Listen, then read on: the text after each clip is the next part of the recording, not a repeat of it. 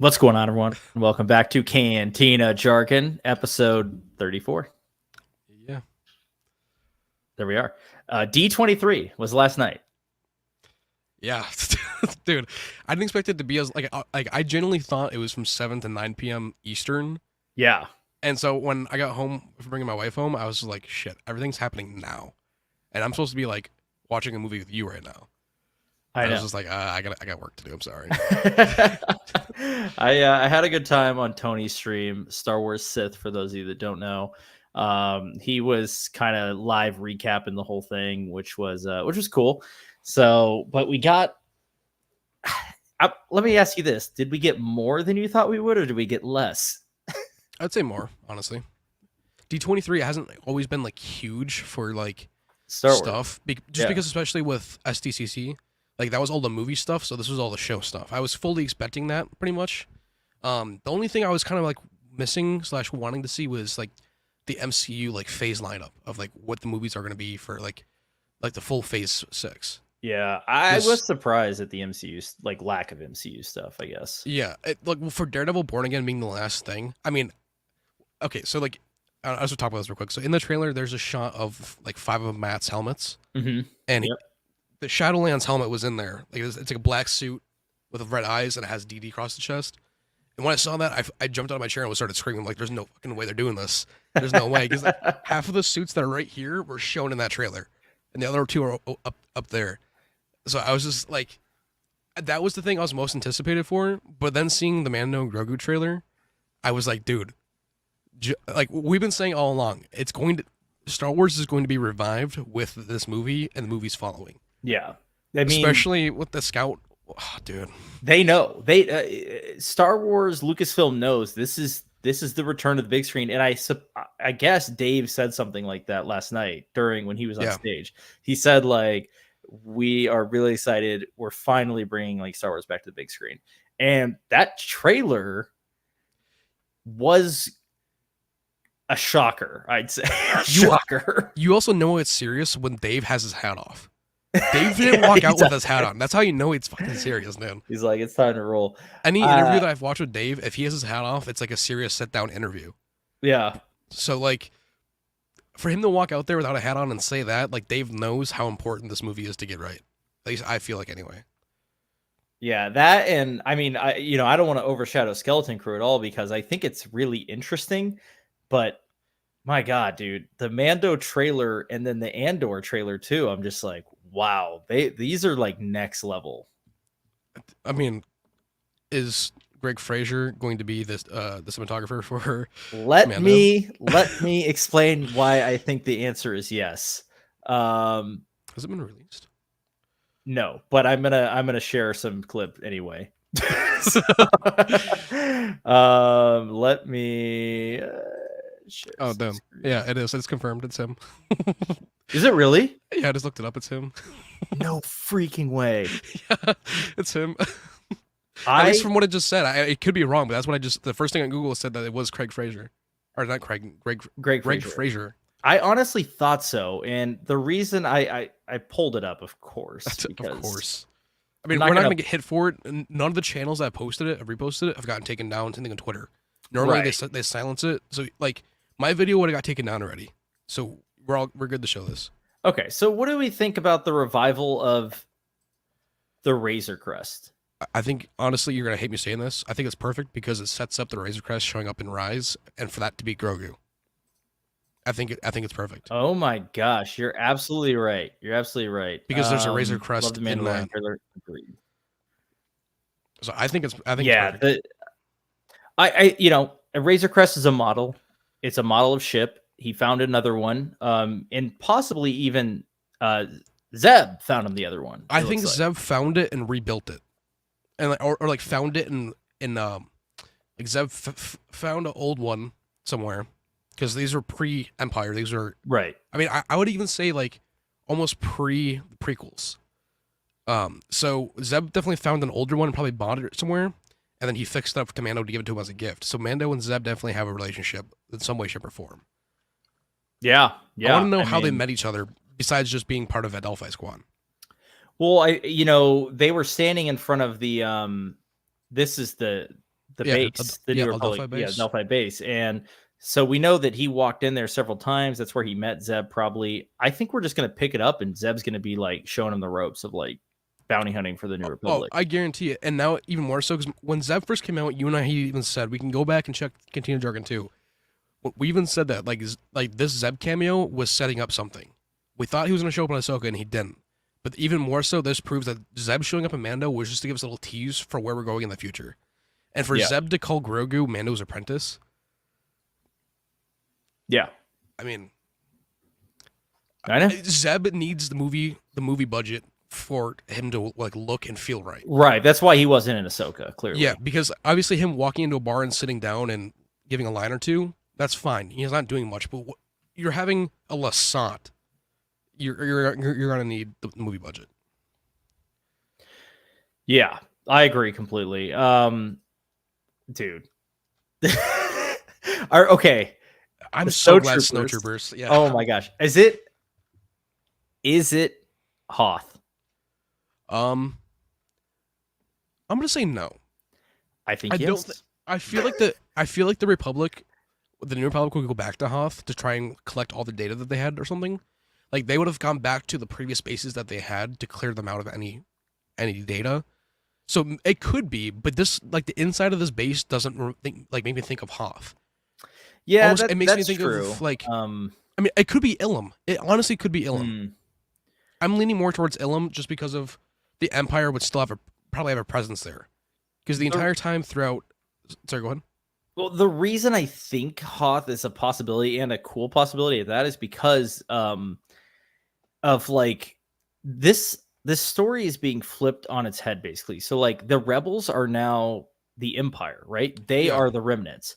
And for them to go and take over the old rebels base and like hide out there, I think is hilarious and like I think it's just good writing if that's the case. Like, I mean, honestly, it definitely works. Like, I'm just like thinking of like how Moff Gideon's like cave hideout on Mandalore looked. Like, this makes me think of that and feel of that. So I think like, they very well could have just been like, I mean, I'd honestly be for it to be Hoth. I just feel like it's almost like too cliche for it. I'm trying to like think of like a theory reason to why it's not Hoth. Yeah, that's a good. I mean, I'd love it to be Hoth. Don't get me wrong. I'm just saying, it'd be cool. But if it's not, it's not. I don't really care. But that would be cool if the Empire took over the old rebel bases, like as a way of like hiding out. You know what I mean? I don't know. Like the only reason why I'm wanting to lead towards Ilum is because even if Grogu, because okay, we got that picture almost 3 years ago of Grogu with a yellow lightsaber. Mm-hmm. So, and when Ilum, they mined pretty much all the kyber crystals there. Right. I wonder if Mando was coming here with Grogu for maybe even a mission from Luke, because they're still going to be in contact. Like, that's the kind of thing, like, Mando may have stumbled upon them. I mean, I hope so, too. I don't know if they would do it, just because Dave's movie's going to be so much of... I mean, probably at the end, like, the set up Dave's movie. I have some theories about this movie, but... I'm still leaving my theory about... Continue. Like, Mando and Grogu showing up at Luke's temple and Jason being there with Ezra and stuff. Oh my god! With like maybe they show up with Zeb or something. Zeb's, and Zeb gets reunited with Ezra there too. Because Zeb needs to reunite with Ezra at some point. I would want almost like I know that it's kiddish, but I want Chopper to like do something to Zeb and Zeb chase Chopper and run around the corner and Ezra be there. Like it would be like Chopper was doing it to like make Zeb. I don't know. Like that just feels very Rebels, to where like Ezra would send Chopper to go mess with Zeb, to make Zeb chase him, to come around the corner to surprise him with something. So like I'd want like Zeb to be surprised with Ezra and just see like his face like go from like being angry just to, like dropping all emotion, like almost like just being like shocked because he never thought he was gonna see Ezra again. Right. I mean, they were roommates on the Ghost. Yeah, no, I want to see that reunion in this movie. I think it makes sense. This is what I was gonna say is a Greg Fraser shot. Like this is like the 100%. Coming through the like light that's shining down. That's such a Greg Fraser shot, and we haven't seen shots like this since Mando season 2. No, Mando season 3. I mean, very clearly lacked cinematography. Yeah, it was very flat. Like this has the depth. I mean, that is an amazing shot. I love that shot. I mean, it felt like Kenobi. I'm gonna be honest. Like the cinematography. Oh yeah, in Kenobi. It did. Even this. See how they got the flashlights? Like he likes to use like I don't know what it is, like freestanding lighting, basically as a way to light the shot. That's a big like Greg Fraser thing, and I do think he's the cinematographer. This shot too. I mean, I love it, dude. The mouse droid shot, I could tell that was Brendan Wayne though. By the way, that. Oh, with the way he's walking, yeah. Oh no, like the way that he kicked. I mean, it definitely could be Latif, but the way that he kicked, I was like, I saw a BTS shot of Brendan Wayne like practicing, and I was like, that looks exactly like how he kicks. I was like, that's not Pedro in that suit right now. No, Pedro's. But I was even just, right away. I was just like, dude, I know it's not Pedro, but it's still sick. Definitely, I think they filmed some stuff with Pedro because allegedly, I don't know if you saw the article that came out, but it said that they had filmed some early stuff. Oh, you sent it to me too. Yeah. So yeah, they filmed some early stuff a few weeks back. So Pedro's already filming. Now he's filming F4, Fantastic Four. Yeah. I mean, dude, this shot. When I saw this, I was like, all right, Mando definitely needs movie budget from now on. This is so ridiculous. The walkers, man. That even reminded me, like, not even like of just like Rebels, but just classic Star Wars. Yeah, that's exactly the feeling I got right there. So yeah, there's the trailer. I know this is so small too, but having Grogu in the O with Mando being there, just like I was like, that's the icing on the cake for sure. And I saw a lot of people too complaining about the name and how they needed to change it, like from Mando and Grogu. I'm fine, just keep it. Like I'm more than fine with it just being that. Yeah, I don't mind the name. It could be worse. It definitely could be. I mean, the show didn't come to fruition, but I mean, if it was even titled Rangers of the New Republic, I'd be like, all right, can we change this? Like Mando and Grogu would have been better than Rangers of the New Republic. I agree. Mando and Grogu is better than Rangers of the New Republic, but that's what I'm saying. Yeah. It could be worse. Like it could be worse for sure. General Gonk says, where was the suburban ice cream man in Skeleton Crew? Seriously, that neighborhood looked like an establishing shot from Guardians of the Galaxy 3. Can't wait. Love it. What are your thoughts on this? This is like the one thing I know people are going to start complaining about. So basically, it's just like a neighborhood. I mean, and it looks like any other neighborhood that I guess, we would just like a futuristic version of it. I mean, I said in my reaction to it, I love the fact that we're getting this because we have never had this in Star Wars. This is a new aspect and a new world of Star Wars that we're seeing that we haven't seen before. Yes, it's going to feel similar to like what we already know, but look at Andor. Andor, like, I almost want to say like revived different parts of Star Wars that we have never seen or like reintroduced it, and this is like a prime example of it. Like. I mean, yeah. Look at when have we ever seen suburbs in Star Wars? Yeah. It's I actually am all for it. Because you know what, in Star Wars universe, there's 1 million different planets. Yeah. Who's to say that one of them wouldn't just establish a little community like this? They don't have to be all like eccentric and these big like skyline right stuff like that. Like yes, some of them do 100%. Like Coruscant is beautiful. I mean, Nar Shaddaa even is beautiful. But, like, this is something we have never seen in Star Wars on the screen, regardless if it's a TV show or movie or even animated. Yeah. So to see it like this is truly, like, not only special, but this is definitely, like, this has John Watts written all over it. Yeah, I gotta say, I really liked the trailer. Empire Films also liked the trailer. There's just something that's very different about this series. And honestly, the visual effects look great. I mean, fantastic. I mean, even on, I don't even want to call it a speeder, just on that bike that they're on. Like it looks flawless. I mean, this already visually looks stronger than Acolyte to me. Can I be honest? It doesn't even look like or feel like it definitely feels like it doesn't look like Star Wars. In like the best way. Like you could say it doesn't look like Star Wars in a bad way for a lot of things. Dude, when he talks right here, I literally lost it. Like that is so funny to me. He's just like what?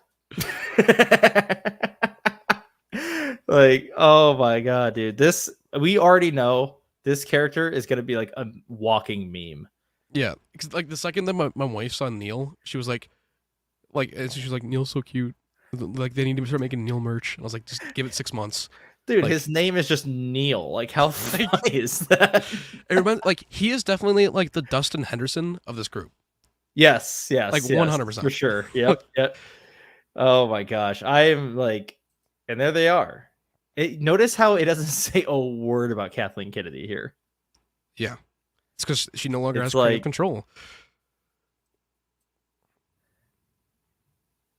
Like that feels. So is he playing like a video game? No, I think he's like okay. Like remember like the iPad that Pershing was on, like the holopad, and he was like listening. I think that this is like a story, like the Old Republic or something. That's why I said in my video, I was like, this reminds me of Starkiller in the arena, like in the cinematic. Like, oh, see, I was wondering if it was like Luke versus like the Rancor or something, but it's not really a Rancor, so I don't know. That's what I thought at first too, but I was like, it's a different beast. Like, I feel like this kid's like watching like a History Channel thing on like something. Like, this is like.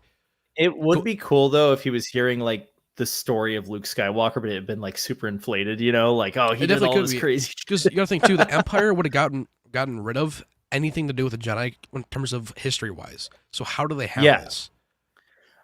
I think the New Republic probably revived the story of the Jedi a little bit, especially with the legend of Luke. Like I said, like he blew up the Death Star, he defeated Vader and Palpatine for all intents and purposes from everything everyone knows. You know what I mean? So to the general public, no one knows that Vader was his father and that Vader had lived after the battle, like up until when he died. Right. Like as far as they know, Luke Skywalker. Like that's why Moff Gideon was so scared in season 2, because all he knows is that this guy had blown up the Death Star twice and had killed the Emperor and Darth Vader. Oh yeah, I mean that's like, dude, this guy's John Wick. Like that's why he tried it. Like that's why he tried taking a forever sleep with the blaster. Like he knew that he was screwed. He was willing to kill himself like crazy. Yeah, dude was wanted to take a cat nap, dude. Like, what's going on, Rambo? What's going on, man? Speaking of Jedi in the show, Empire Film says, do you think Cal Kestis is going to be in Skeleton Crew? So towards the end of the trailer, we do get kind of the reveal that Jude Law's character can use the Force. Now, he's probably former Jedi, would be my guess. I don't know, man. I'm like, I don't think we're going to see like Kestis, but I do think like some other Jedi is probably going to come into the story. Especially because the kid keeps mentioning Jedi throughout the trailer. He's like, "This is a lost Jedi temple. You're a Jedi." Yeah, and how would he know? Like, that's the kind of thing too. Like, I'm like, how would a kid that's in there like 11 know about Jedi, like lost Jedi temples, and all this other stuff? Like, what information are they being fed? Is kind of where I'm like I'm still coming from the fact that like the Empire would have purged everything. So the New Republic is making up these stories. Like, yeah, I mean, like exactly, like they did. So the New Republic not only is probably making up these stories, but they're also like they're telling legends. The New Republic, though, historically, at least in like past, in all the books, basically, even canon and legends, the New Republic had access to the Imperial records.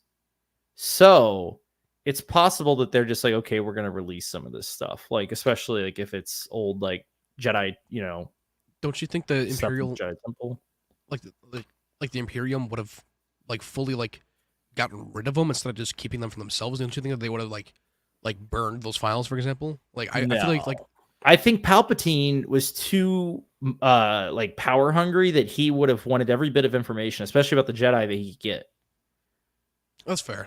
I didn't right. Like he also had those storehouses, which we also know is canon because of Battlefront. Yeah. And he had Jedi relics in there. So like he definitely that's very true. He definitely was like keeping some Jedi stuff around. This is why I like talking with you, because you think of the things that I'm not thinking of and make me be like, oh yeah, no, that makes sense. It could be the case. I don't know. I hope they're just not like, what I really hope doesn't happen is that we just jump into this story and this kid just knows everything about Jedi and it's never explained why he knows everything about Jedi. That's kind of where I'm coming from. Like how do you know this? Like obviously it's going to be explained. Yeah. I hope. But I will say about Cal showing up, I would love for Cal to show up, just not in this show. You guys got to think, at this time, Luke is supposed to be the sole Jedi. This is supposed to be Luke's Jedi Praxium era. Yeah. He's supposed to be training new Jedi at this point. And the fact that we have, I mean, I listed it to Joe, we have several Jedi alive during this time right now. And Luke is technically supposed to be the sole one. Thrawn against several Jedi, that now make it 8 with Jude Law. That's Thrawn isn't a threat anymore. At least that's how I feel about it. Like Thrawn's not nearly as much of a threat. Yeah, it was tough for Luke in the original Thrawn trilogy because he was the only Jedi, and the other two Force users were really not on his side. You had Joris, who was obviously evil, and then you had Mara, who was a neutral, right? Now, Leia was in training, but she wasn't in practice, so she basically couldn't even wield a lightsaber. I mean, and Leia also, like, in canon-wise, has given up. Yeah, has given up at this point. Yep. So it literally should just be Luke and Mara, technically. And whoever we want Thrawn to have a Force user, maybe it's just the witches on his side, right? I mean, yeah. I mean, I honestly, I feel like if Shin wasn't left on Peridea, I could see Thrawn turning Shin to his side. Yeah, I think so too. Sam, that's why I'm kind of hoping, because of all the Force users now in this era that probably shouldn't be there, I'm kind of hoping that Dave had a reason for sending everyone out to this other galaxy. I think so too, along with the fact that like Rook is dead. So, I mean, this is gonna be crazy, and you're probably gonna be like, "What?" I would love for Thrawn to have like Darth Talon as like a Rook replacement. That'd be crazy. Just some sort of insane Force user on his side.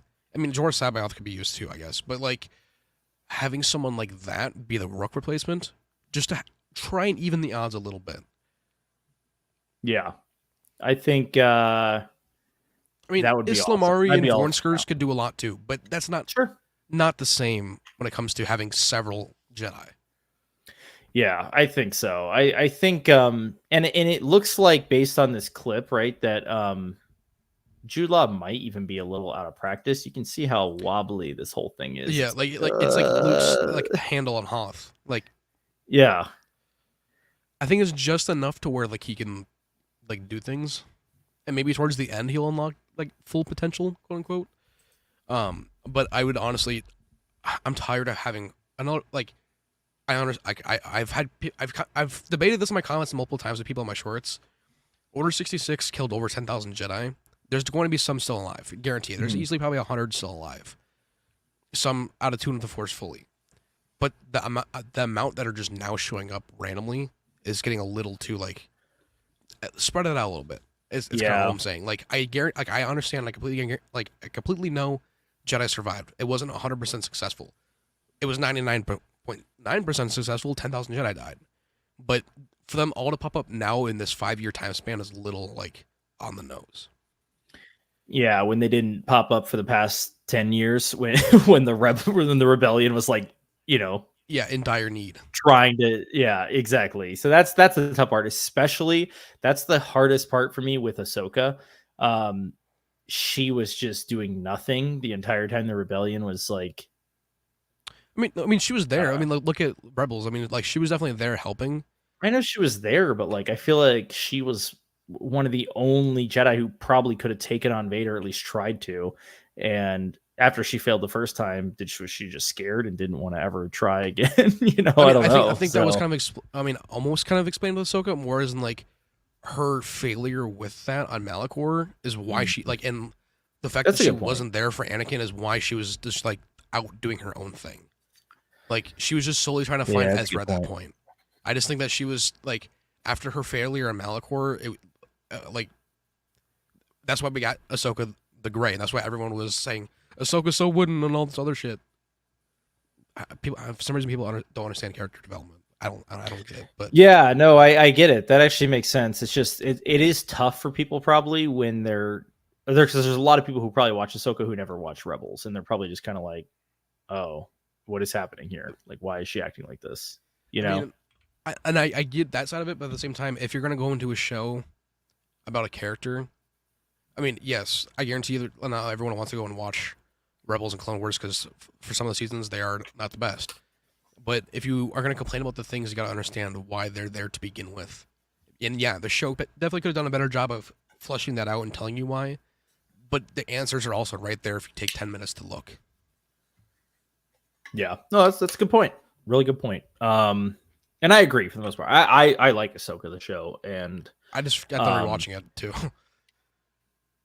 I still, the Jedi problem is a problem to me, and I wouldn't have as much of a problem with it if it was Luke finding and seeking out these Jedi rather than them all just showing up, right? Like it worked in Mando season 2 because Luke is looking for other Jedi. He's looking for Force sensitives, and Grogu has no powers at that point, basically. I mean, he has power, but he can't do anything with it. If anything, Grogu just alerted Luke through the Seeing Stone. Right. Like he just if anything, Luke and Kyle Katarn right now should be going and outsourcing Force sensitives. Currently. See, this is why this is the reason I think we're not going to get Katarn. I think Ezra is our Katarn. I'm fine with I'm fine with that. I'm fully fine with that. As long as it's because Ezra has been I am too. I like Ezra. Ezra's been trained by another Jedi, so he actually has the whole master apprentice situation. Yeah. He's going to train Jason for sure. Oh, 100%. So I'm totally fine with Luke, bringing in Ezra and him and Ezra together going and training all the new younglings and Jedi, basically the next era of Jedi. I mean, I guarantee Hera knows exactly where Luke is. I mean, of course she does. She knows where Leia is at all times. Hey, Leia, where's your brother? With Jason, like telling her that like he wants to be a Jedi, and she's looking at him and like giving that like smirk. She knows. Yeah. I don't think she wants him to be, but I think that like Ezra being back, it's going to be inevitable. I mean, absolutely. Ezra is going to be training Jason with his saber, without a doubt. Like, yeah, oh yeah. I could see Ezra giving Jason that saber. That'd be so cool. Yeah, I'd be all for that. I mean, I'd also be fine with the Jason Solo saber, but it is what it is. Yeah, for sure. Okay, there's a shot I also wanted to point out here. Let me see if I can find it. Also, I just love the alien designs in this. They're so original trilogy. Yeah. That it's like, it's just very exciting to me. Did you? I don't know if you noticed too. Right here, when she was running right X-wings, this is the same place where Jude Law is there, like with the cameras that come out from Jabba's palace. Oh yeah. It's the same exact spot. So this is probably like when they're coming out after whatever they just did inside that place, and the New Republic's here to do something, or like they got alerted by it. Like they could be doing a heist, breaking into a New Republic facility for all we know. We're definitely getting more New Republic though here, which I like. Those are X-wings, 100%. Oh yeah, you could even hear them in the trailer. So I like that we're getting more New Republic though. I'm a fan of the New Republic storyline. I want to know, how are they handling the threats in the galaxy right now? And we know they're spread pretty thin. So just look at Carson Teva. Like when Zeb said that they haven't heard from the New Republic in weeks when they last tried to contact them, and Carson's like, well, they can't ignore me in person. The fact that they haven't heard from him in weeks, and you're an outpost is kind of where it's like they're stretched so thin at this point. Yeah. They need pilots. That's why like in Rise, for example, it was not just the New Republic, it was smugglers and the whole 9 yards. The Resistance / Rebellion needed everyone and everything. So the New Republic still does too, obviously. Yeah, that's the thing. I think there's so many. We're seeing it a little bit in like Mando season 3, actually, believe it or not, the Pershing episode. Some of the people who like live on Coruscant are so indifferent. They're just like Empire, New Republic, who cares? Like, and I think that's part of the problem. It's just a different name, yeah. Yeah, it's just a different name and a new power, but obviously they allow a lot more freedom on the planets themselves. This is such like Goonies, man. It's so funny. I love that Nick Frost is voicing SM-33 too. Yeah. The visual effects look incredible in the show. They got an extra year to like polish them, so right. This spaceport, like I don't want to keep trying to tie things into the sequel trilogy, but this instantly reminds me of like Kijimi. Yeah, I kind of get that vibe too. It's like definitely in the side of like an asteroid kind of thing. Yeah. Me too. I was a little upset we didn't get more pirates actually in the trailer. I know. I wanted to see Vane for sure. We didn't even see Vane in the trailer. Yeah, that's crazy. I hope for like the second trailer they release. Dude, this shot too. I know. Like I don't know who's DP on this, but the lighting is done really well. I mean, And obviously we know that they're looking probably at a blue screen or a volume, but It's in the volume. it doesn't feel like it though. This does not feel like volume at all. This feels like a No. shot from Andor. I'm not Yeah. even kidding. I would even say like it feels like Stranger Things, like in Siberia with like from season 4. Yeah.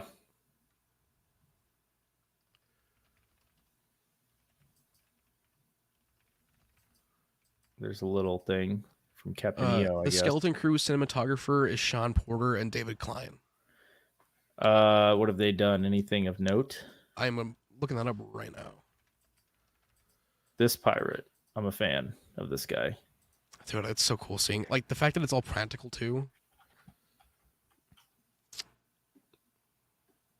I mean, the laser effect lighting up his face is like, that's real. I don't think people understand like the attention to detail of special effects. Like, you know, his left laser lights up the left side of his face, and then boom, right laser, right side of the face.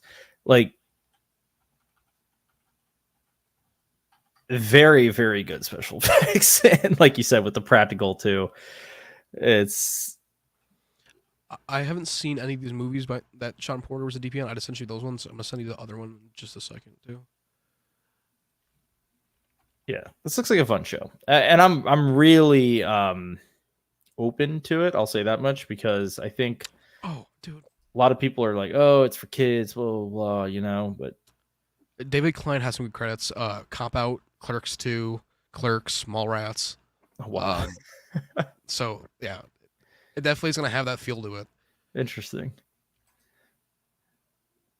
Well, should be good.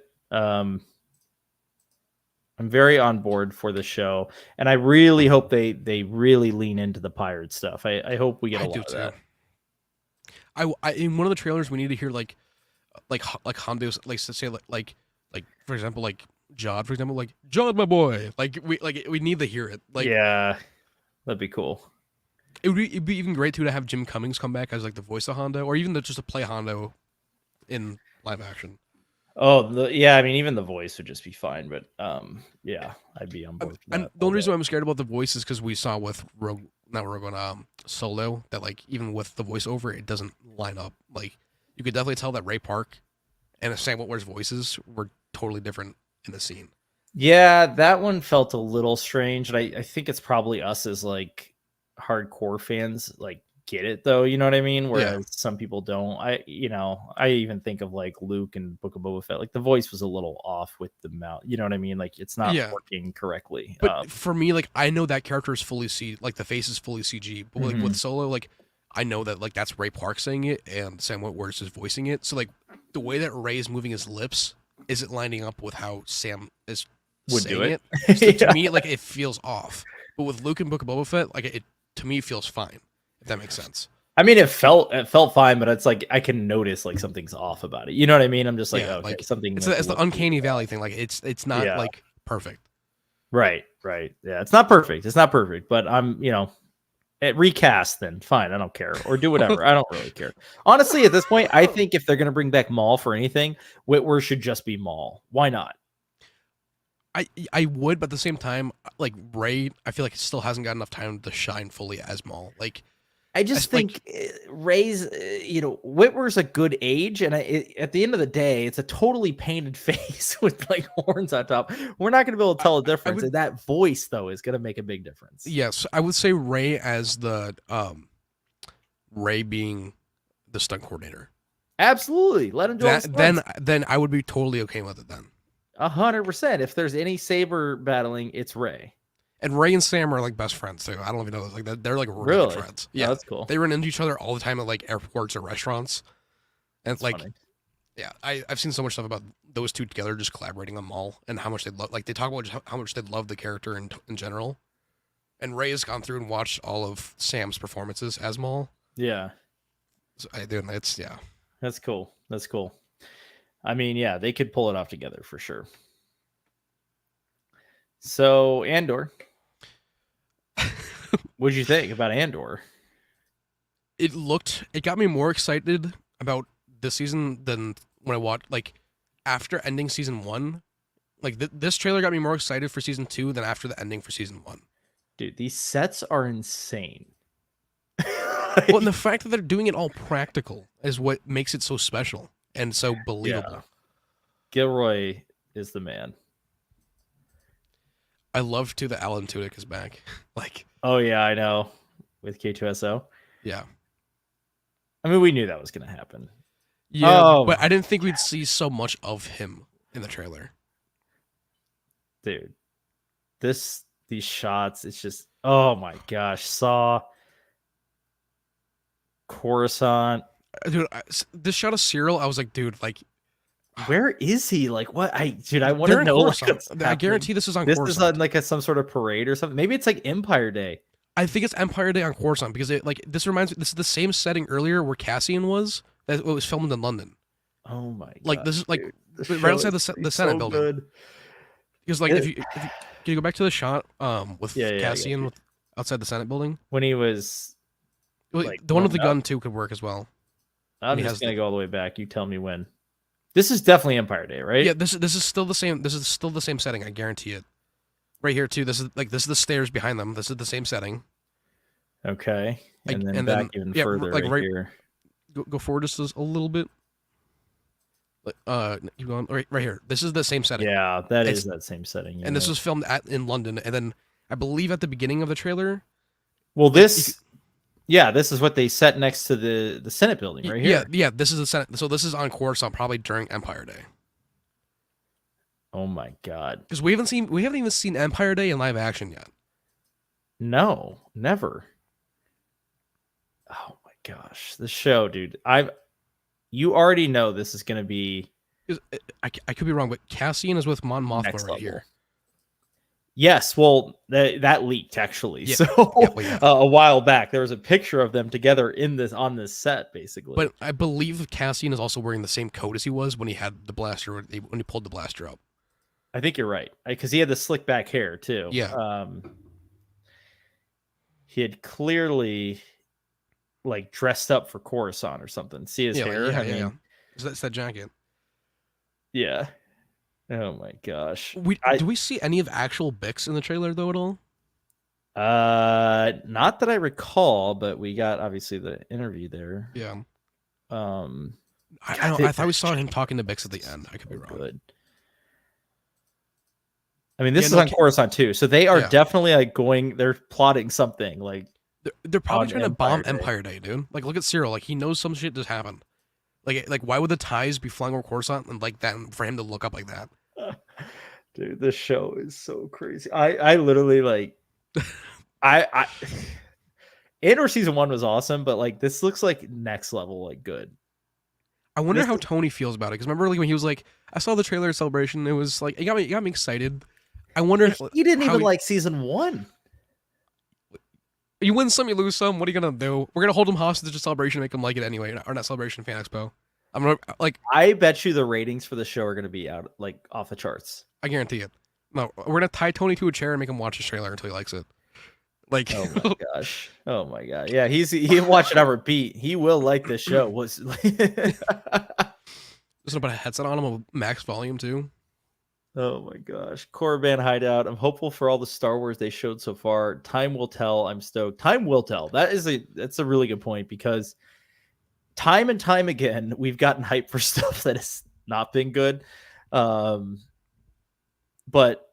I am really hopeful for all 3 projects that they showcased last night. I mean, this is going to be, I don't want to eat my words, but this is the turn of the century with Star Wars. It's now or never. It is now or never. Literally, like it's, yeah.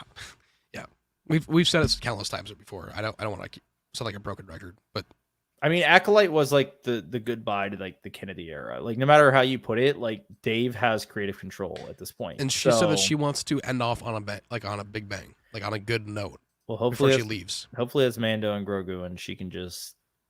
That's kind of what I'm saying. Like yeah, and Skeleton Crew being solely Dave and John, this is literally where the fun begins. Like this is where the tide starts to turn. That's right. This is it. And I just want to show this too, because I track all the I like to track the viewership numbers. I'm a big fan of that. So that that Book of Boba Fett episode 1 viewership, dude, that hurts to see. Yeah, it actually grew over time though. Look, I mean, Yeah. 5, 7, 7, 8. So it actually grew, which is a big thing. And obviously, Mando season 2, this right here, the 1.3 billion minutes, was number 1 on the overall chart for Nielsen. No Star Wars show has hit number 1 on the overall charts at all, besides the Mando season 2 finale, which is the Luke episode, of course. Episode 6 of Mando season 3 almost. Wait, why is that one the highest for Mando season 3? I mean, that feels so weird. You know what? I think it was like, this was the episode that where they're like, we're gonna take back Mandalore, and then the next thing was like, isn't that the fucking? That's the Lizzo episode, but it's a long episode. Dude, no way, that's the Lizzo. Okay, this is actually episode 6. Yes, and I think that's why it dropped a little bit for 7 and then 8. That's rough. That's rough. Okay, I honestly, I'm happy that Ahsoka's numbers are pretty much all averaged to be the same, though. Yeah, at the end of the day, after they tuned in for Anakin, they stayed. Everyone stayed, basically.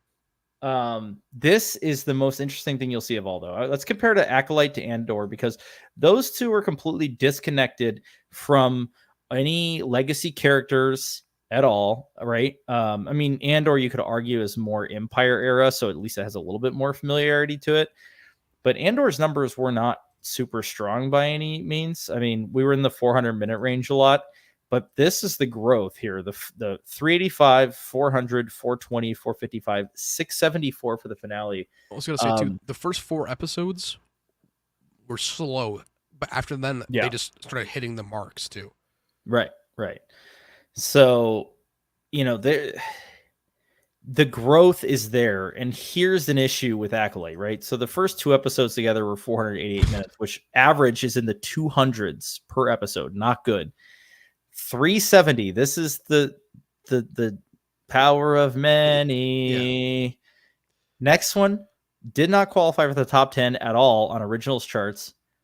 291. Abysmal. That's because of what the episode 3 did. Like, that's solely based off of what the episode like what transpired in that episode. And now it hasn't qualified for top 10 originals for 4 straight weeks. That has never happened. The only time one show didn't qualify was Andor episode 9. That's the only time another episode of Star Wars did not qualify for the top 10 originals. Dude, and that's the Escape episode too. Depends on the length of the episode, stuff like that. You know what I mean? And also depends on. So I'm estimating about 400 million because the number 10 probably had like 410 or something like that week. And that's the thing here. I know that this one is 291 because it was reported in an article. The next 3, the 315, 325, 370, those are all estimates based on the number 10 spot. Because I don't really know how low it is. It could be in the 2s still every single week. I don't really know. I mean, I'm totally estimating it based off of the lowest spot on the chart. But even then, that's abysmal. Yes, that's horrible. Even if it did 370 for the 7th episode, the penultimate episode, if it did 370, that is horrible. We also just have to say the worst episode in Book of Boba Fett still was better than 7 out of the 8 episodes of Acolyte when it comes to viewership. But not even that, because this is looped together. These are episodes 1 and 2 together. So oh shit, yeah. Once you break those in half, they're in the 2s. I mean, they're 240 something a piece, 242 a piece. Terrible, horrible numbers. That's why Ahsoka had 829 for the first episodes, because it was around the 400s of each of them. I gotta say, Skeleton Crew better have the marketing that fucking Acolyte had. Every show after Acolyte needs to have that fucking marketing. Because look at Deadpool Wolverine. Like, that movie just had $1 billion today, by the way. I know. So, like, marketing does help, but the Acolyte marketing was so immense. It needs to happen for Skeleton Crew. It needs to happen for Daredevil Born Again. It needs to happen for Ahsoka Season 2, Andor Season 2. Every single show that's getting another season right now needs to have the same level of marketing, or go fuck yourself. I'm sorry. Like, they spent so much money on marketing that show. I can't even imagine how much they spent. We already know the budget was the highest of any of the shows, and it looked like it was marketed more than any other show too. I'll say on average, whatever the budget is, times it by 2, like double that, and that's what the advertising is. So roughly 400 million in total, and 200 million of that was just advertising. Yeah, I mean, but they hardly marketed Mando season 3 because they knew it was a guaranteed winner. Yeah, I saw some few commercials, and that's it. That's literally all we got. Yeah. But this time they had creators fly out to meet Leslie and go through like a round table and all this other stuff. I mean, I hope they do it with Skeleton Crew. I hope we get flown out to do that shit for Skeleton Crew or Ahsoka season 2. Like, if they're gonna do this and send people out, at least do it around a show that you're confident in. Yeah. I mean, I think they were confident. I don't know. It's just, this proves, I think, that the viewership just is not there. Can I say something too real quick? I just looked up. Mm-hmm. Deadpool and Wolverine have the same budget as The Acolyte. Just saying. So there you go. But comparison-wise, after that too. Yeah, but comparison-wise for like what the difference did, I mean, there is. I'm not gonna, because you haven't seen it, so I don't want to fully spoil it. There is one set piece where it definitely feels like they're on a back lot. 100%. I'm not going to defend it because it definitely felt like that to me too, but it didn't take away from it. Mm. And the fact that the Acolyte has 190 million budget and Deadpool Wolverine is 200, and the marketing is, I would say, on par with it just because of how much they pushed out. I mean, fucking unreal, man. It's crazy. The next thing I'm trying to get here is the run times without the intros and the budget. So I want to kind of see like how much like content are we really getting for the money? You know what I mean? Yeah. So I still have to do Ahsoka and Acolyte for these, but yeah, I mean, it's interesting to see though, in general. I mean, Andor was 7 hours and 51 minutes of content, which was great. I wonder, like, the budget was about 150 mil. Yeah. And it looked incredible. Every single minute looked incredible. I mean, I know Stranger Things is going to be a lot higher just because those last 2 episodes were almost 4 hours or over 4 hours long in total. But I wonder what Stranger Things season 4 was compared to Andor season 1 for like runtime. Just like, because I feel like the budget was around the same. Probably about the same, yeah. I mean, they both look great, so. Exactly. Yeah, there's nothing wrong with Stranger Things season 4. Oh no, never mind. 270 million for season 4. Wow, that's another 120 mil. Yeah, never mind. Holy shit. Never mind, dude. 30 mil per episode, it said. So I mean, but yeah, you're right. The last 2 episodes were literally movies. Yes, and flawless movies, mind you. Oh yeah, I mean, freaking incredible, honestly. So yeah, I mean, this is just after like putting this data together. I mean, we only have one more episode. I don't know if it's going to crack the top 10 or not for the final. But I don't think the show's getting renewed. I don't think there's any possible way it's getting renewed. Before I saw these numbers, I could see, like, I could, just based off of the Velma thing, I could be like, okay, they might do it. But after these numbers, there's no logical reason for why. No, it's not bringing new people to Disney Plus. If that's the goal, right? I think that was like the most canceled memberships in a period was with this show, which is sad to say. Yeah. Crazy. I mean, man. I'm really interested now after this though. Like, I want to circle back to this, like when Ahsoka season 2 comes out, just to see like with Andor, Ahsoka season 2, and Skeleton Crew, the differences solely. Yeah, Skeleton Crew is going to be really interesting. It's around Christmas time, which I think helps in general. A lot of people are home for the holidays, blah blah blah. They watch it as a family, you know. Mando season 1 was as well, and 2. Well, it was and 2. I was gonna say, November-ish. But yeah, I mean, I do think that's going to help a little bit. I mean, this Book of Boba Fett like premiered 2 days after Christmas. I think that's a little tough. So you can see the bump immediately. And obviously Luke and Mando episodes in the finale all just kind of hit. I mean, based off these numbers, Book of Boba Fett was a hit. Like, based on these numbers, it should get a season 2, dude. Yeah. The other crazy thing that I found interesting about Book of Boba Fett is it has a longer runtime total than Mando season 1 and 2, but it's missing an episode. Like, what? That's so at the end of the day, we got the same amount of content for less, which is weird. Yeah, in a shorter amount of weeks. I mean, the Andor sticks out like a sore thumb. I understand now why they renewed it. I mean, obviously, and it's growing. The growing audience on it was a big contributor here. I think that this number is going to be about normal for Andor season 2. Oh, I hope. I'm going to be disappointed if it's not. Like, yeah. I mean, I think it's going to be even based off the Kenobi numbers, it should be renewed. But just based off like the numbers alone, like that should like it's like definitely was decreasing though. It looks like besides a little bump for the finale, but like those numbers are even better than I would say half of Book of Boba Fett. As well, kind of saying like numbers wise, like this is definitely a limited series. It's not getting a season 2, but like that compared to what's on the other side of the screen. I mean, the budget for this versus the budget for this is it's half. It's like, come on, what are we doing? What are we doing? Who's managing this shit? I mean, and we didn't even get Duel of the Fates. I mean, like, they couldn't even budget in John Williams music. Like, what are we doing, guys? And they technically own the royalties to that too, which is like even more like astounding. Yeah, that show is like probably the greatest missed opportunity of our entire lifetime in Star Wars. I don't. If we get like a season 4 of Mando after the movie, like after like Dave's movie and stuff, I would love for Tem just to like completely steal an entire episode. Like, I would love for them just to give him an entire episode. I was really hoping we'd see Boba in that trailer last night, but he's not in it. I mean, half the trailer was reused footage. That's true. Yeah. But they should have had him in the reused footage to just give us a hint. Like, they should have just had him like when he had there like I don't have anything. Like when he has the blaster with the stormtrooper, like not the blaster, the wrist rocket. That's what they should have like put in, was like that, like golf trophy.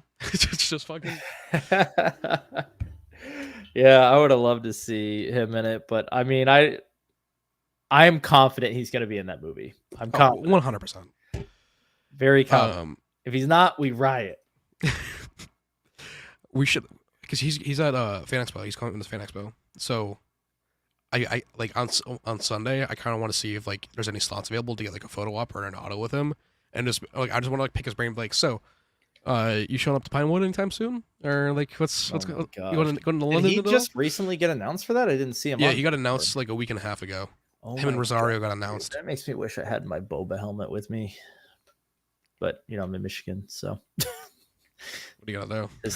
Tis life. I don't know what to do. Damn, dude. I loved him. He's awesome. I was really debating going and buying like a Hasbro helmet from like GameStop just to have him sign it. But I was like, if I want to get a Boba helmet, I want to get like one from like Art Sabers, like that's like fully like. I wouldn't even do that, dude. I'd get like an EFX or like a like one of those super screen accurate ones. I don't think the Art Sabers ones are that screen accurate, honestly. I actually think the Hasbro ones look a little better in terms of like I mean they're gonna be the Art Sabers ones are gonna be better quality because they're definitely made of fiberglass. So that's kind of what I'm saying. Like I want it to feel like a real helmet. I don't want it to feel like they'll be better. I don't know, because like I've been so skeptical of buying helmets just from when I was younger. Like I had like the Phase 1 Clone Trooper helmet and then the Captain Rex one, and those felt so fake and like plasticky. Yeah, that's why I've been so scared of buying helmets, because I don't want that feel to come back. I get you. The I mean, I own like a Dua Nuvos or whatever helmet, which are the ones that have been cast from the props. Yeah, dude, that helmet. I have a Shore Trooper, and it is wow. I mean, it's like literally pulled off the set. I mean, it's incredible. I'll have to look into them. It's so incredible, dude. And then I have like several Hasbro helmets, obviously. And they make their helmets that they've really improved on are like the Stormtroopers and the Clone Troopers. Their helmets are nice. Those are like, I would consider them very good replicas. I've almost been sorry, go on. No, I was just gonna say they're lacking on some of like the character helmets, you know. The guys who made Bo's helmet for season 2 of Mando and season 3, I got in contact with them on Instagram. And they made like Captain Enoch's helmet for Ahsoka. I honestly want to just contact them and have them like custom make me a helmet, like a Boba helmet, for example, or like a Rex helmet. Is that a Galactic Armory? Who is that? It's I think NVM props. I'll get it right now. Okay. But yeah, they're the ones that gave the Bo-Katan helmet to Anne, Dave's wife, that they went and grabbed to put on the screen. That's cool. It's Jeff Parks and Marcus Napoli from NME Props. NME Props. They worked for Shauna's crew for Mando season 2, 3, and Ahsoka. Ooh, they probably did the Boba repaint too. Then I guarantee it, man. Because they were just saying that like when they couldn't get Bo's helmet to work, that they were just sawing helmets in half to like have like a half helmet just for the shot and stuff. like he had me like long paragraphs about like they forgot so much because they're under NDA, and this video like rejogged their memory, and they were talking about like stories about like sawing helmets in half or like doing like quarter helmets and stuff. Oh my gosh! Like they're like crazy shit.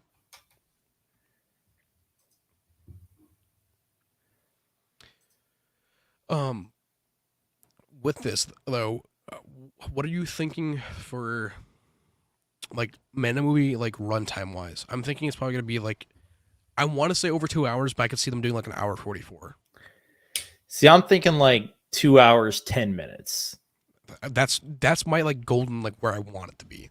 Same. maybe that's just wishful thinking. I mean, Dave's movie better be over 2 hours long. Dude, the Thrawn movie better be. I almost want 3. I want like a 4-hour movie for that. I want all the books in one movie. See, I would say that I want the 6-hour cut of like the entire movie, but realistically, I feel like at most for Star Wars, because they've never done like Endgame was the only Marvel movie to do over 3 hours long, and they haven't done it since. Maybe with Doomsday or Secret Wars, it'll be 3 to 4 hours long. But I don't know if Disney with Star Wars, with how it's been, if they'll even push for like close to 3. I feel like they'd be scared. I think they're gonna keep around the 2-hour mark. I think. Yeah. I agree. Here's De Nuo Novo, by the way. This is the they basically cast their props from original on-screen props. So like these are super authentic. So nice. Death Trooper is so cool. $700 though, Jesus. They have a muddy helmet. They have battle damaged. I'd get the regular Mando helmet and just throw mud on it and call it good. Like, I don't know. They have a pre-order for Bo. I love that they have the concept helmet too. Is that same concept helmet for the Death Troopers was in Rebels. They used the same concept for Rebels. With the white, with the green lenses. I like that. Their Phase 2 helmet looks very nice. I've actually seen it. There's a comparison video online of this versus the Hasbro one, though, and it's definitely way more screen accurate. They don't even have the Shore Trooper on here anymore. That's pretty close to the one I have, though. Oh, so yeah, I noticed that the driver helmets and the Shore Trooper ones are very similar. Yeah. But there is differences, too. Little differences. I like how they're selling like Boba jetpacks now. Like, look at this X-wing helmet; is so clean. Gosh, yeah, it is some. Ooh, Snow Trooper.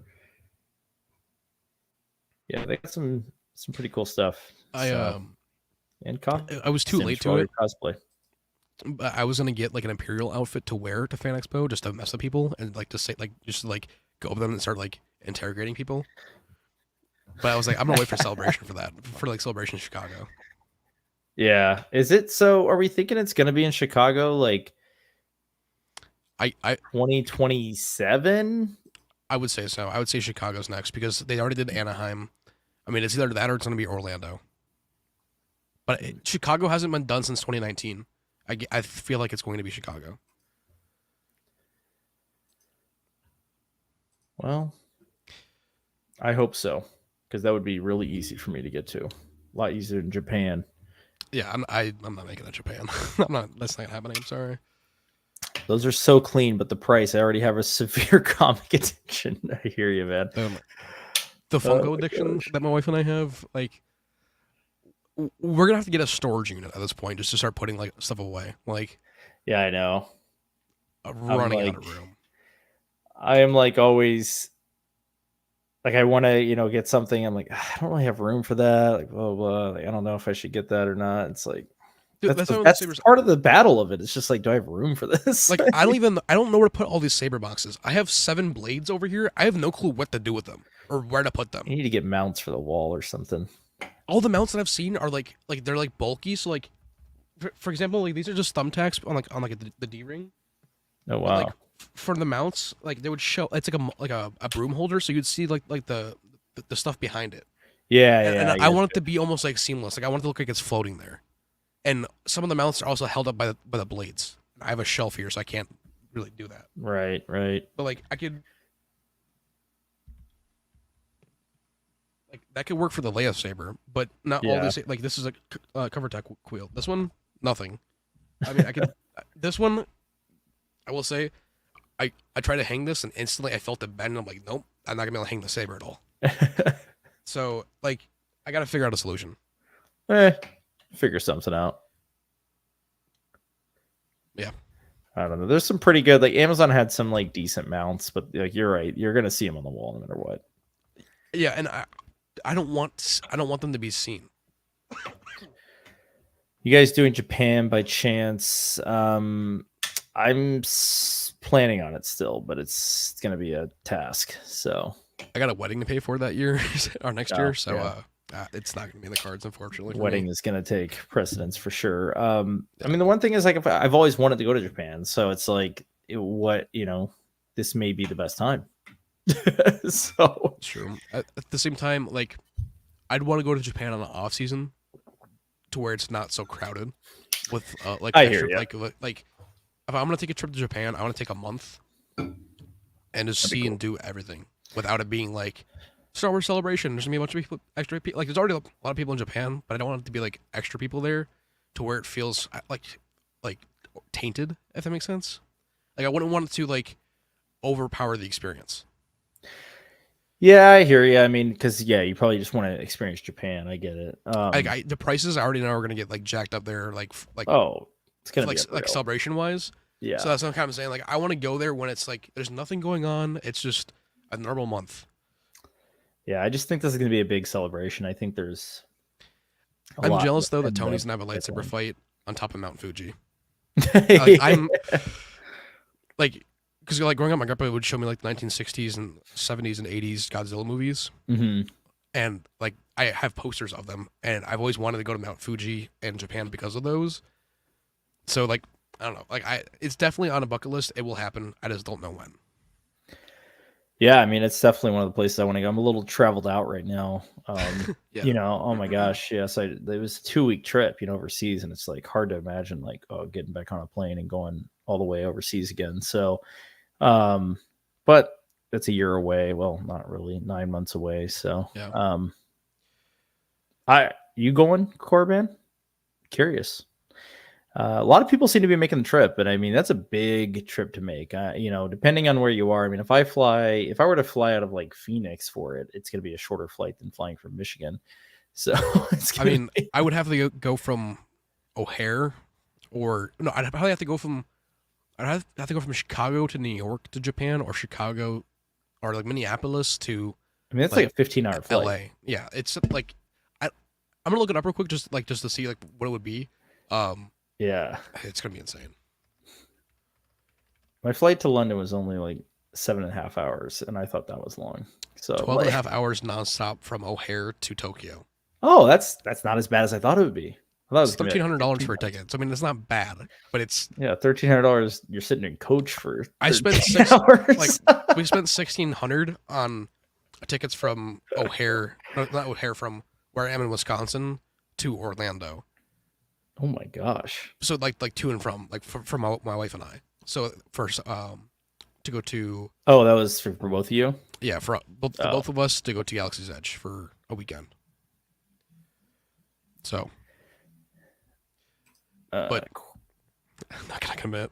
Yeah, hoping they do another Anaheim right down the road. I hear you, man. I live in Phoenix most of the year, which is a 5-hour drive to Anaheim. So I would love it to be there, but if it's Chicago, I'm going to swing that too because I could be here in Michigan and drive down, which is also like a 4-hour drive. So either way, I'll take either one. Honestly, I'll say, I got like a 2.5-hour drive from where I am in Wisconsin. So. Yeah, so Chicago or Anaheim. Hoping it's not Orlando. I don't.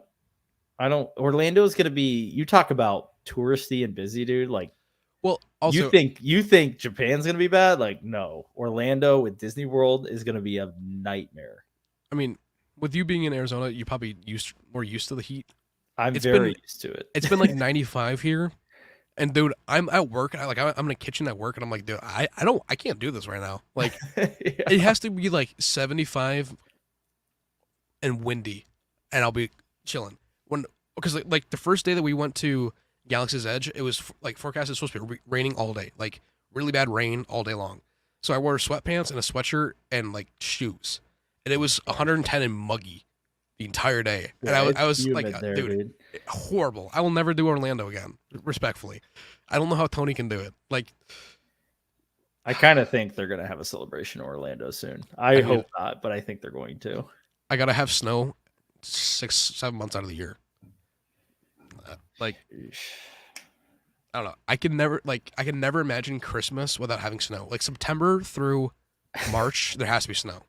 Dude, I hate snow so much. That's why that's why I can't stay in Michigan for the winter. I hate it. Dude, I've talked to my wife about it. Like I would be fine moving to Canada. Like, like I'll move to Alaska, dude. Like I'll take snow every day of the year. Oh my dude, if I want to go play golf, I'll come visit here if I want to play golf. Like, I don't like getting in my car and being cold and then having to deal with the elements and all that stuff. I don't like that. I don't want to deal with that at all. Auto start is a great thing. You leave the heat on, so when you auto start, I the heat get gets it, right away. But like I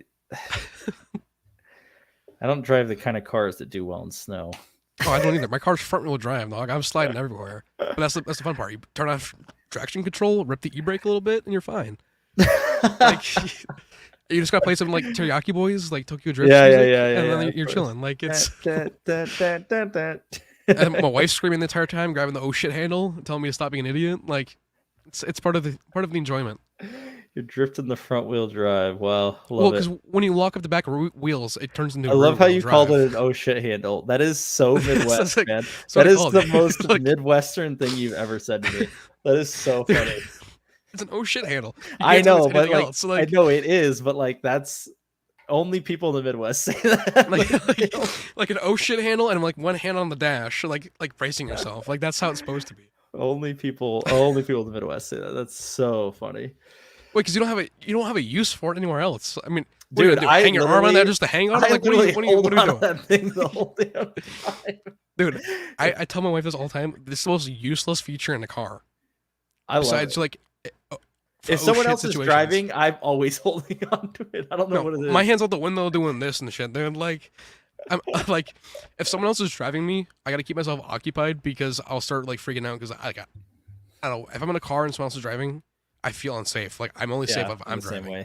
I'm the same way. So I gotta like distract myself playing out the window like a kid. Like I literally can't it's like a control thing. I cannot let other people drive like long distances. It like freaks me out. I like need to be driving. So I want my fiance doesn't have her license. Like she just never got a license. Her mom died when she was supposed to get it. Wow.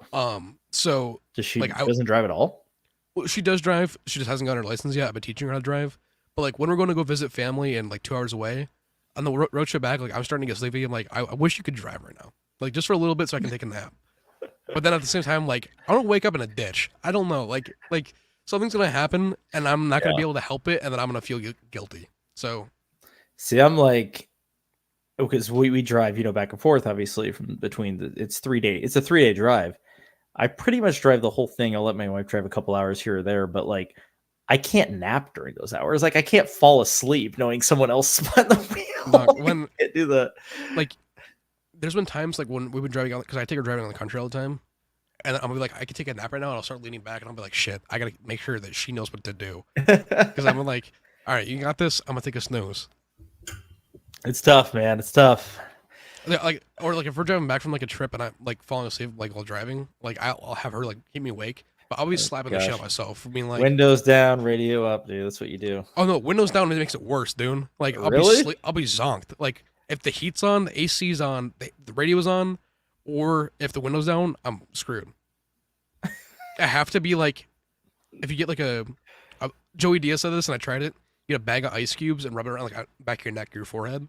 That'll keep you awake for 10 minutes, like a solid good 10 minutes, and that's like enough time to go get a Red Bull. Like, I don't know.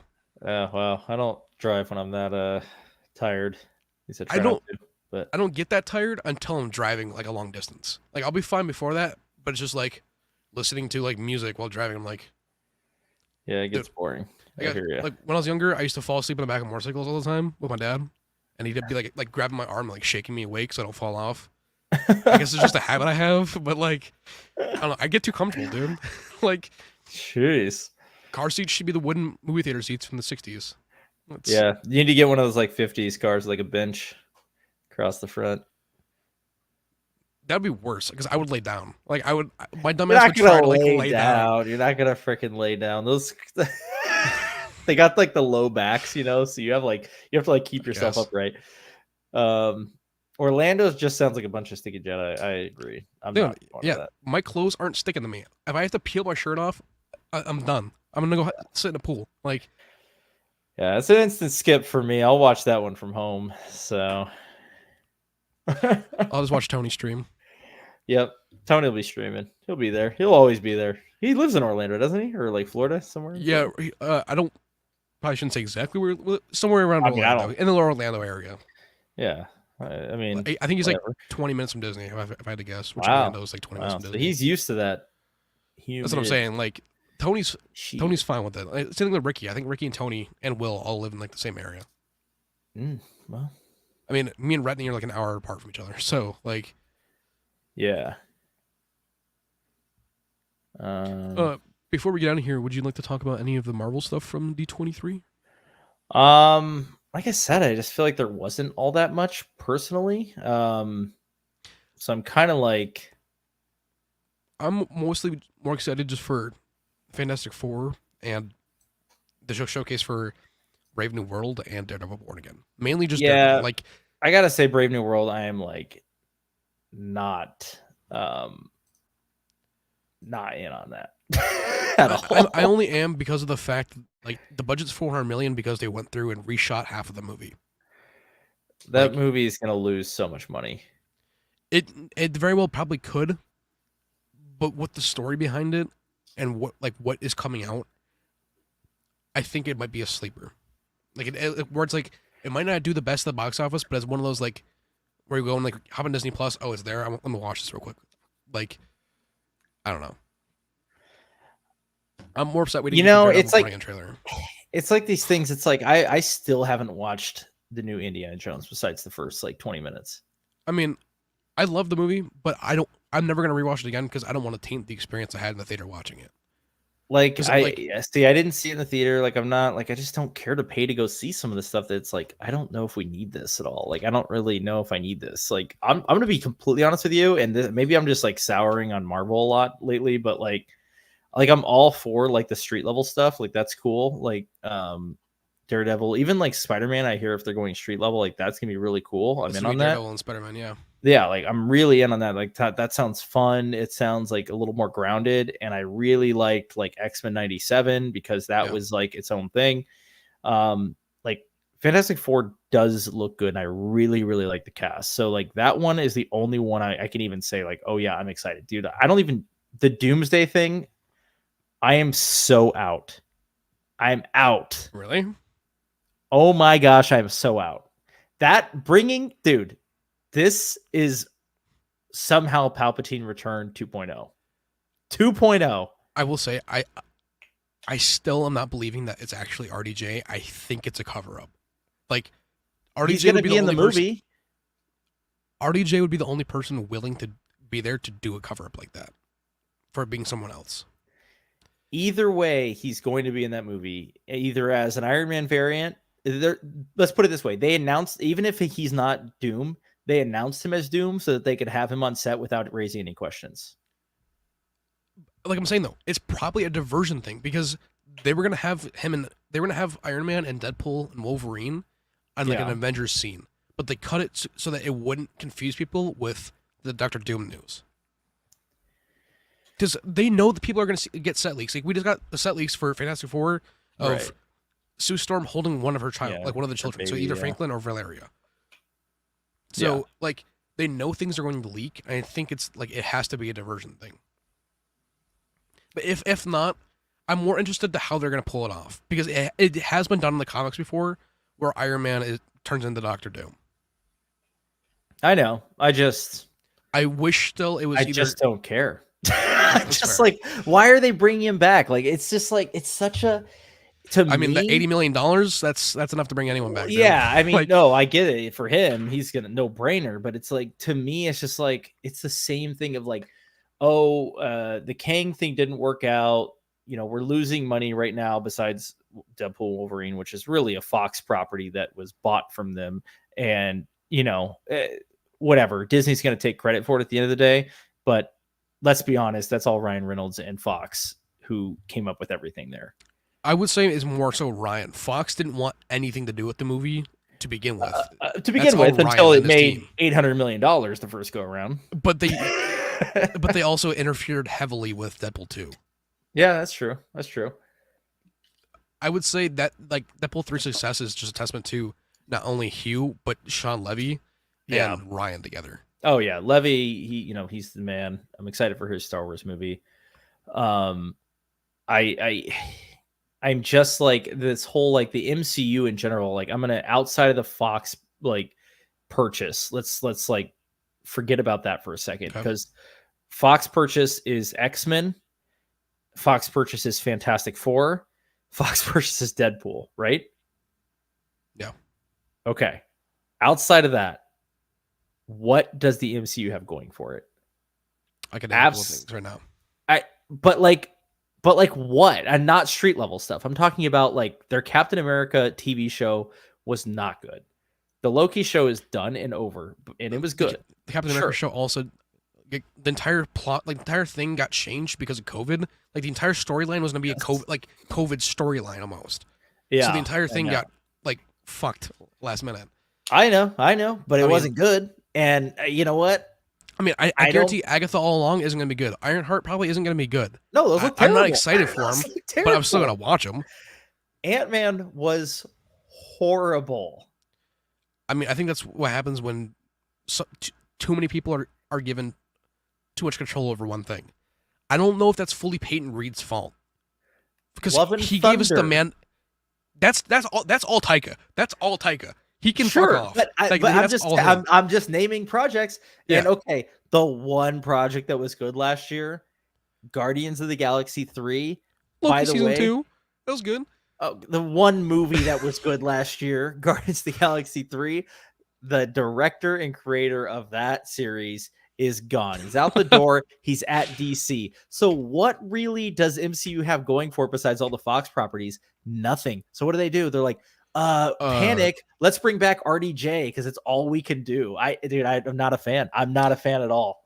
I mean, this isn't an MCU movie. It's still a Marvel movie, but Across the Spider-Verse. That was amazing. That's a Sony movie, dude. That's still Marvel. What do you mean? What do you mean? That's a MCU. I'm talking going forward though. If the Fox merger didn't happen, I would still say Midnight Suns with Blade because if the Blade movie gets made. It's getting canceled. I mean, after Wesley Snipes' line in Deadpool where he's like, there's only been one blade and there's only going to be one blade, and then Ryan Reynolds looks at the camera. Like, yeah, I heard about that. Yeah. But from the most recent thing, they're setting up a Midnight Suns movie with Ghost Rider, Punisher, and Blade's going to be like the Nick Fury of that movie. So there's going to be, like, there's other alternatives for us to go through and down, but to have... But that's a hypothetical might happen movie. Let's talk about what's in development. Let's talk about what came out. Did you like the Marvels? Did you like? I didn't mind it. Are you excited for Thunderbolts? Yeah, honestly, I am. Really? Come on. Yeah, because of where it'll go for the future of setting up stuff for Secret Wars. Because like reading the comics, like you can't do Secret Wars without not only the Fantastic Four but the mutants. You can't do You can't do half of the stories without them being there because it's like Secret Invasion was a prime thing of that. Secret Invasion should have been an entire Avengers movie on its own. That story is 12 comics long, Yeah. and it's huge with X-Men, Inhumans, Fantastic Four, Right. Avengers. They shoved it into 6 episodes of garbage. Like, Sam Jackson got a payout, and I'm glad Sam Jackson did, but besides that, it was terrible. Sam was the only redeeming quality of that show. And half the time he looked like he didn't even want to be there. The most important thing Marvel is missing is the plan and vision of where to go with the MCU. Yeah, because the things keep constantly changing with people as well.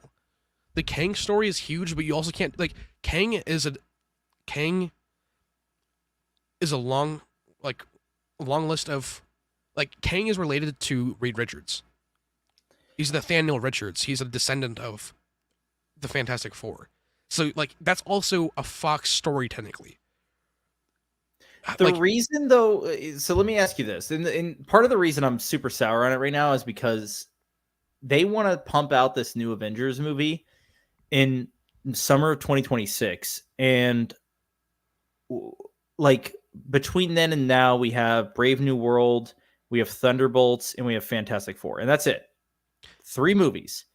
Yes. And it's supposed to get people hyped for Doomsday. I don't see how. Maybe Fantastic Four will, but, like, also, the reason the 2-parter of Infinity War and Endgame works so well is because of the immense buildup.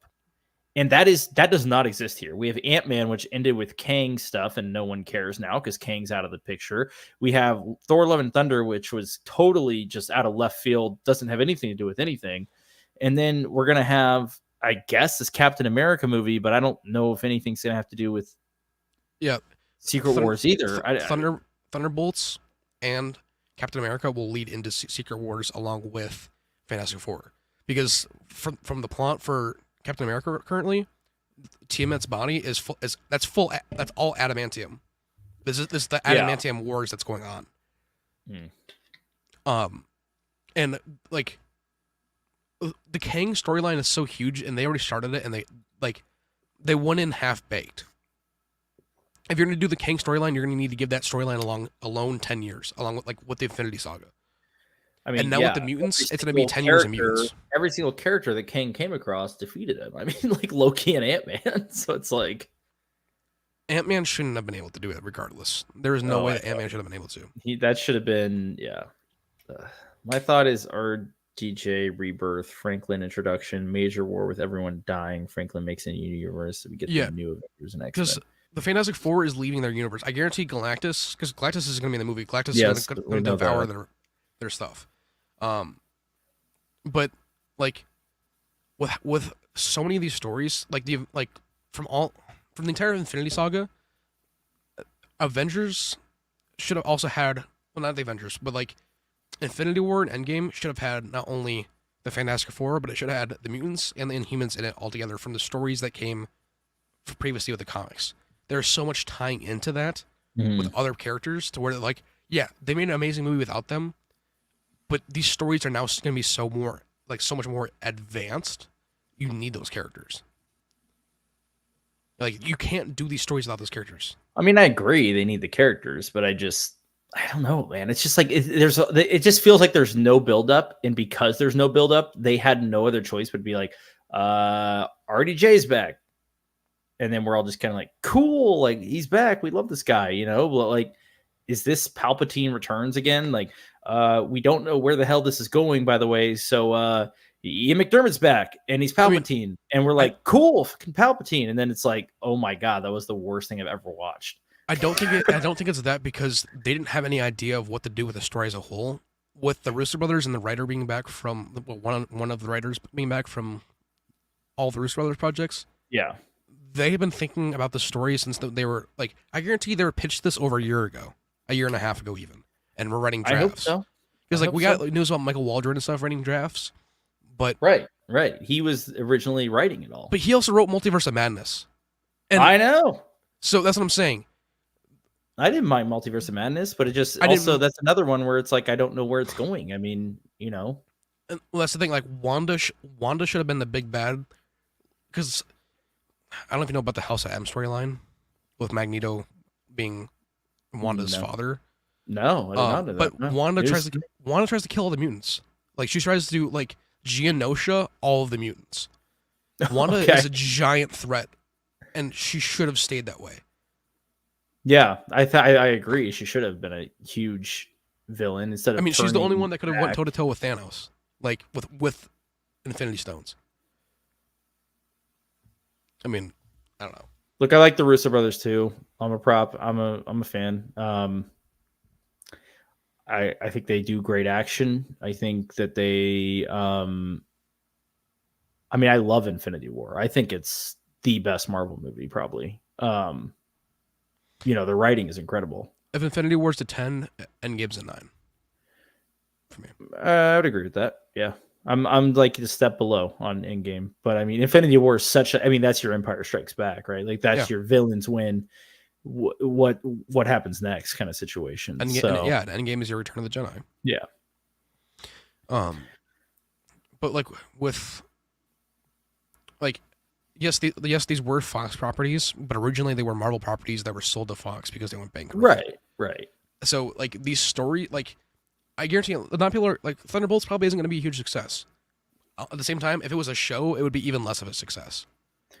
I mean, it could be a surprise success like Guardians was. Guardians is a surprise success, right? Like nobody knew who the Guardians of the Galaxy were, and nobody in the mainstream, I should say, and it became a massive success because of the cast, the ensemble. Thunderbolts has that opportunity, I think. It's just that, like, we're going to have to, I don't know. We're just going to have to wait and see. And hopefully Marvel can ride the momentum from Deadpool into something good.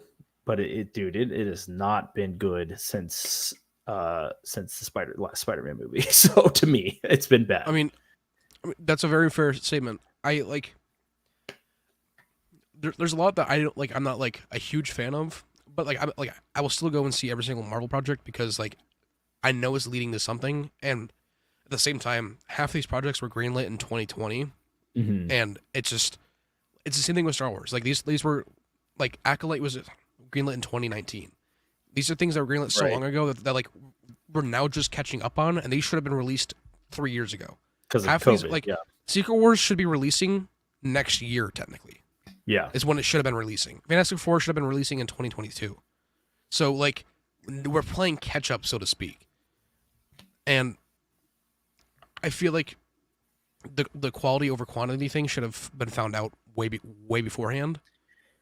Yeah, definitely a Disney leadership issue there. But at the same time, 20 years ago, we weren't even getting... Like we had just gotten Blade, and we had just gotten the first 2 X-Men movies. Yeah, I will say this in defense of Marvel, and Feige especially. They, I think Feige recognizes that something's a little wrong with like the current slate or the past few years, and that's why he let Ryan Reynolds go wild on Disney and number 2, why he's willing to at least try and correct some of it via RDJ, and maybe it will be a correction. I don't know. I'm just saying it screams desperation to me, but Feige is a lot better planner than Kennedy from what we've seen in the past. I also have way more faith in Feige than Filoni, and I have a ton of faith in Filoni. Really? Okay. And I don't think Feige would okay bringing RDJ back unless it was meant to be, because we don't know what the story is. We don't. So like,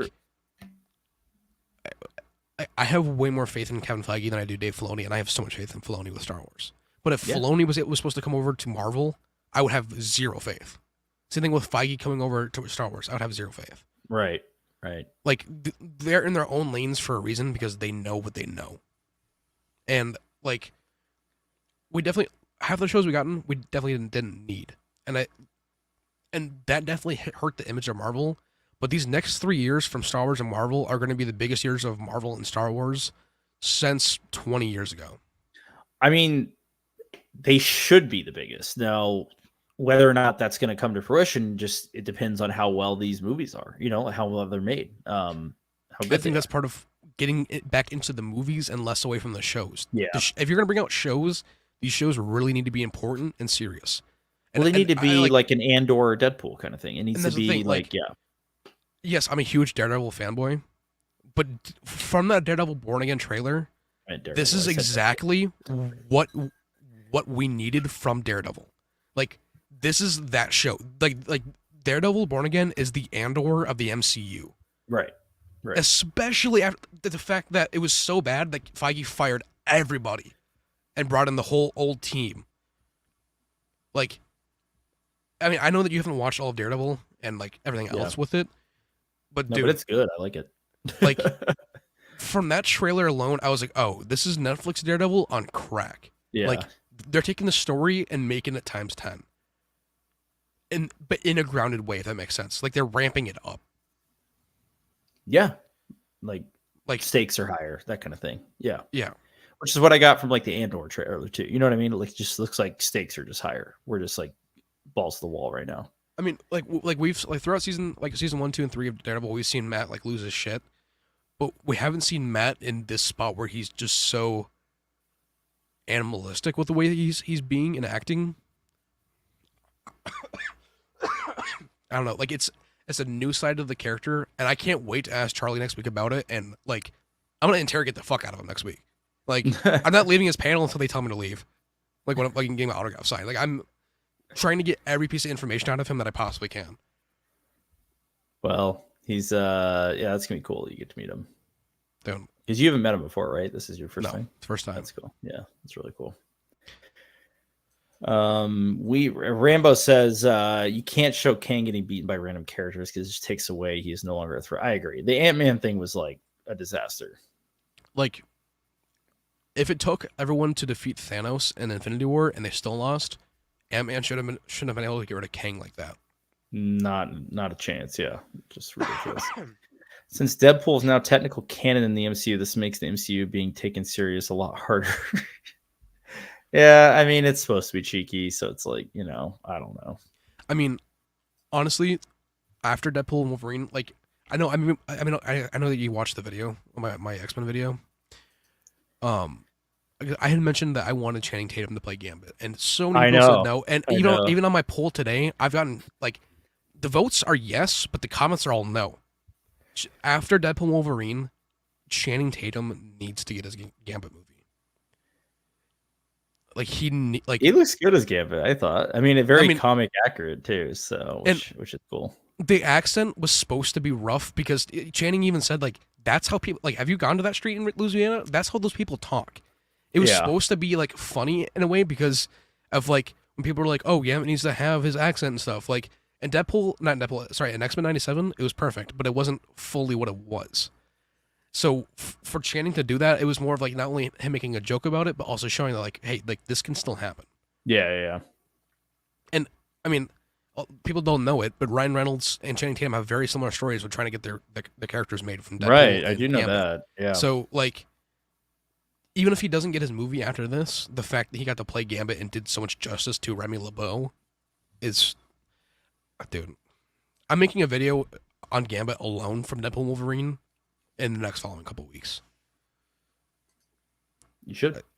Yeah. Gambit's a cool character. Love Gambit, and I think from what I've seen of him, like playing it, really cool. So yeah, I think that's exciting that he got to play him finally too. Like, and the fact that he actually cares for like about the character too. Like, it's not just like someone who just like I don't mind Ryan Gosling, but he's been trying to play Ghost Rider. I don't know how much he actually cares about Ghost Rider. And I don't know. I don't know. Dark Force Rising news. Let's go.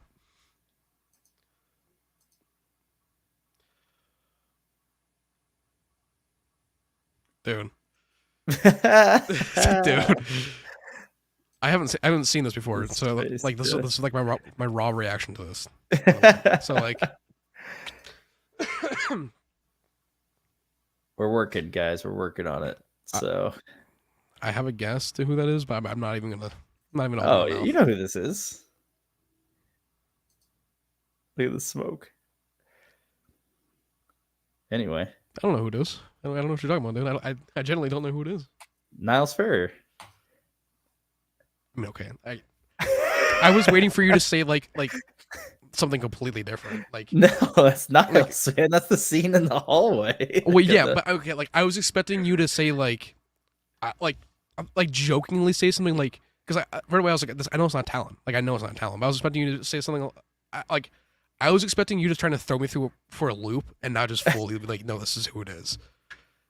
I don't know. No, I was expecting you to mess with me more than I thought you would. Oh, I actually do have something for Talon though. Give me a second here. Little rough, but there's a little bit of 3D-ish action going into the shot. Ben is experimenting with like 3D background a little bit. Well, he's actually drawing it, but it's to give it illusion of 3D. So this is him, in the cell. So we're getting there. There you go. There's something. Let's go. There's something. That's all I can say. There's something. I mean, obviously, like this Talon is definitely better for the story, but I still love the concept art of Talon, like the original one we had. Yeah. Like to me that'll be always like Talon card. Like I love this one too, but like the original, like I've had that on my desktop since, and like easily like once a week I go and look at it. Yeah, like, dude, this is so sick. We made him a little more anime-ish just to match like the rest of the characters, but yeah, I know what you mean. Like when I look at this, I'm like, this is, yeah. Like, yeah. Anyway, there's that. We've been going for an hour and a half. Good stream. A lot of great discussion. A lot of stuff coming out. So both Star Wars and MCU, and I hope they both can just steer the ships in the right direction, man. That's what I'm hoping. All they gotta do is just stick the landing with one of these projects and not like ride the wave off of it, but continue to keep sticking the landing. To build on it. Yeah, build on that project. I agree. Mm-hmm.